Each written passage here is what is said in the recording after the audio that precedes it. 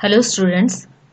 जैसा कि मैं बीएड के पेपर 3 जो कि लर्निंग एंड टीचिंग है उसके यूनिट 2 का टॉपिक कंस्ट्रक्टिविज्म थ्योरी यानी कि रचनावाद सिद्धांत में रेडिशियल कंस्ट्रक्टिविज्म ऑफ जीन पियाजेट यानी कि जीन पियाजेट के द्वारा दिए गए रचनावादी सिद्धांत के बारे में हम लोग डिस्कशन कर रहे थे, जिसमें मैंने जीन पियाजेट के द्वारा दिए गए सिद्धांत के इंट्रोडक्शन को बताया था और कंस्ट्रक्टिविज्म क्या है यानी कि रचनावाद क्या है इसके बारे में भी आपके साथ डिस्कशन किया था। आज मैं इसके सेकंड पार्ट में कॉग्निटिव डेवलपमेंट थ्योरी के स्टेप्स को डिस्कस करूंगी कि इसके कितने स्टेप्स होते हैं उसके बारे में डिटेल में आज हम लोग डिस्कशन करेंगे। तो चलिए स्टार्ट करते हैं आज का वीडियो। संज्ञानात्मक विकास सिद्धांत के पद यानी steps of cognitive development theory. यहाँ हम देखेंगे पियाजेट के द्वारा दिए गए कॉग्निटिव डेवलपमेंट के कुछ स्टेप्स को देखेंगे। जैसा कि कॉग्निटिव डेवलपमेंट की थ्योरी को समझना भी बहुत ही महत्वपूर्ण है। यहाँ इसके स्टेप्स को भी समझना बहुत ही महत्वपूर्ण है, यानी कि इसके कॉन्सेप्ट को जब तक नहीं समझेंगे तब तक हम इसकी सिद्धांत को अच्छी तरीके से नहीं समझ पाएंगे। इसलिए इसके स्टेप्स को पहले देखते हैं हम लोग। फर्स्ट है अनुकूलतम यानी कि अडेप्टेशन। अडेप्टेशन भी 2 टाइप्स के होते हैं, आत्मसातकरण यानी कि एसिमिलेशन और दूसरा है समायोजन यानी कि एकोमोडेशन। दूसरा है साम्य धारणा यानी कि इक्विलिब्रेशन। थर्ड है स्कीमा यानी कि स्कीमा। फोर्थ है संज्ञानात्मक संरचना यानी कि कॉग्निटिव स्ट्रक्चर। फिफ्थ है मानसिक संक्रिया यानी कि मेंटल ऑपरेशन। सिक्स्थ है स्कीम्स। सेवेंथ है विकेंद्रण यानी कि डिसेंटरिंग। तो ये सभी क्या है, कॉग्निटिव डेवलपमेंट की स्टेप्स हैं या इसके कॉन्सेप्ट कह सकते हैं। इन सभी चीज़ों को जानना बहुत ही आवश्यक है इसके सिद्धांत को समझने के लिए। तो चलिए इसे एक एक करके पूरी तरीके से हम लोग डिस्कशन करते हैं।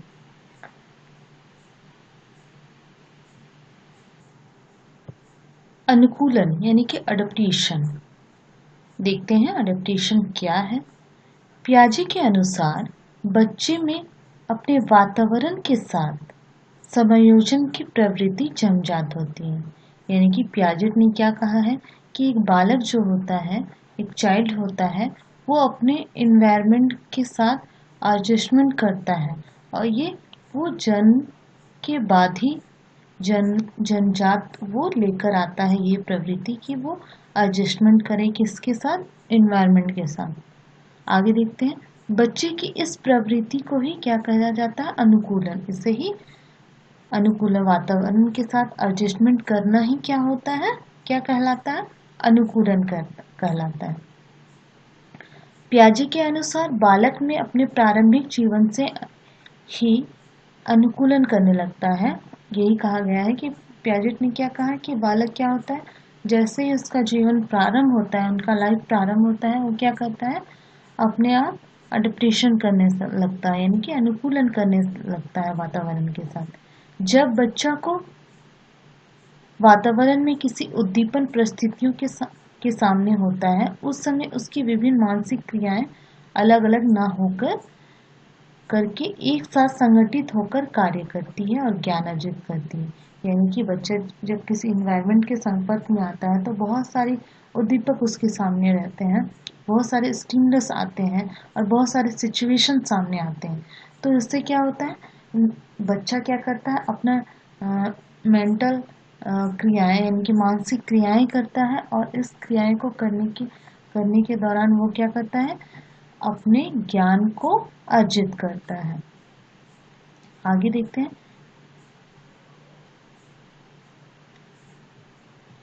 अनुकूलन यानी कि अडेप्टेशन। यहाँ अडेप्टेशन को पियाजेट ने 2 भागों में बांटा है। पहला है आत्मसातकरण यानी कि असिमिलेशन, और दूसरा है समायोजन यानी कि एकोमोडेशन। ये क्या है आत्मसातकरण, ये देखते हैं आगे। अनुकूलन के 2 प्रकार जैसे मैंने बताया। फर्स्ट क्या है आत्मसातकरण यानी कि असिमिलेशन। ये क्या है देखते हैं। आत्मसातकरण एक ऐसी प्रक्रिया है जिसमें बालक किसी समस्या का समाधान करने के लिए पहले सीखी हुई योजनाओं या मानसिक क्रियाओं का सहारा लेता है। यानी कि कहने का मतलब यही है कि आत्मसातकरण सिंपल वर्ड में बोले तो जो हमारा प्रीवियस नॉलेज है उसको अगर न्यू नॉलेज से जोड़ते हैं तो वो क्या हो गया हमारा आत्मसातकरण। इसको एक एग्जाम्पल के रूप में जान सकते हैं।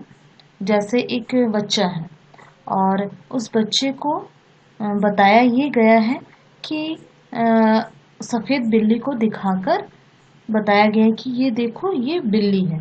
तो उसके मन में यही कॉन्सेप्ट, उसके दिमाग में यही कॉन्सेप्ट बैठ जाता है कि बिल्ली क्या होती है, सफ़ेद होती है।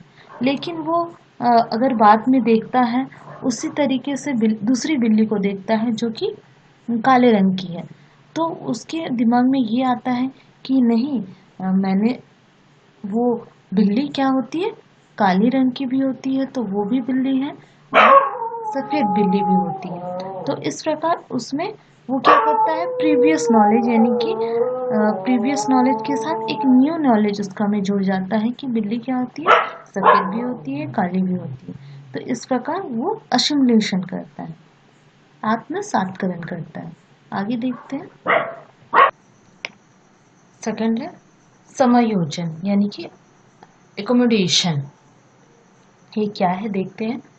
समायोजन एक ऐसी प्रक्रिया है जो पूर्व में सीखी योजना या मानसिक प्रक्रियाओं से काम ना चलने पर समायोजन के लिए की जाती है। यानी कि कहने का तात्पर्य यही है कि इसे सिंपल वे में कह सकते हैं कि जब प्रीवियस नॉलेज में परिवर्तन करके एनवायरनमेंट के साथ तालमेल बैठाने के लिए जब समायोजन, तालमेल बैठाना ही क्या कहलाता है, समायोजन कहलाता है। यानी कि प्रीवियस नॉलेज है प्रीवियस नॉलेज है हमारे पास, और जब नया चीज़ हमें ज्ञात होता है तो उसमें चेंजेस लाकर इन्वायरमेंट, जैसा इन्वायरमेंट है उस तरीके का तालमेल बैठाना ही क्या कहलाता है, समायोजन कहलाता है। इसको एग्जाम्पल के थ्रू देख सकते हैं। जैसा कि मैंने बताया था कि आत्मसातकरण में मैंने यही एग्जाम्पल दिया था कि एक छोटा बच्चा क्या होता है, एक बच्चे को बताया जाता है कि ये सफ़ेद बिल्ली को दिखाकर बताया जाता है कि ये बिल्ली है। तो जब वो उसी प्रकार की दूसरी बिल्ली को देखती है जो कि काले रंग की रहती है, तो वो समझता है कि नहीं ये तो बिल्ली काले रंग की, क्या ये भी बिल्ली है। तो उसको ये समझ में आता है कि बिल्ली क्या होती है, सिर्फ सफ़ेद रंग की ही नहीं होती बल्कि काले रंग की भी होती है। तो इस प्रकार वो क्या उसको समझ में आ गया कि बिल्ली एक प्रकार की ही नहीं, 2 प्रकार की ही नहीं, विभिन्न प्रकार की होती है। तो यही क्या हो गया आपका समायोजन। आगे देखते हैं। साम्य धारणा या संतुलन यानी कि इक्विलिब्रिएशन। ये क्या है देखते हैं। यह एक ऐसी प्रक्रिया है जिसके द्वारा बालक आत्मसातकरण और सामंजस्य की प्रक्रियाओं के बीच संतुलन कायम करता है। यानी संतुलन को क्या कहा गया है, एक ऐसा प्रोसेस कहा गया है जिसमें बच्चा क्या करता है, आत्मसातकरण यानी कि असिमिलेशन और सामंजस्य यानी कि समायोजन या एकोमोडेशन के बीच बैलेंस करता है। इसे ही क्या कहा गया है, संतुलन कहा गया है।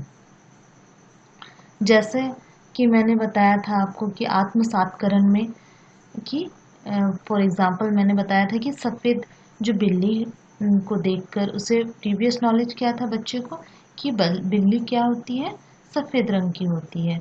तो जब वो काली बिल्ली को देखता है तो क्या उसे पता चलता है कि नहीं, न्यू नॉलेज उसमें गेन क्या होता है, बिल्ली केवल सफ़ेद नहीं होती है बल्कि काले रंग की भी होती है। इस प्रकार वो क्या, उसमें क्या नॉलेज गेन होता है, प्रीवियस नॉलेज के साथ न्यू नॉलेज जोड़कर वो आत्मसातकरण ये करता है कि बिल्ली केवल सफ़ेद नहीं काली भी होती है। लेकिन आगे देखते हैं कि सामंजस्य यानी कि समय या संयोजन। संयोजन में ये पता चलता है कि उसे कि बिल्ली काले रंग की होती है, सफ़ेद रंग की होती है, ये तो उसको आत्मसातकरण पता चल गया। लेकिन समायोजन में ये पता चलता है उसे कि बिल्ली बहुत से प्रकार की होती है, केवल काली या सफ़ेद नहीं होती। इस प्रकार वो समायोजन करता है।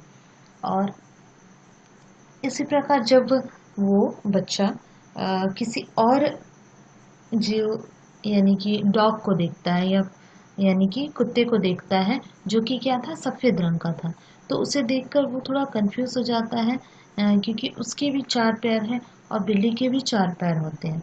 तो उससे कंफ्यूजन ये होता है कि ये भी बिल्ली है, और उसका थोड़ा सा कंफ्यूजन क्रिएट होता है उसमें।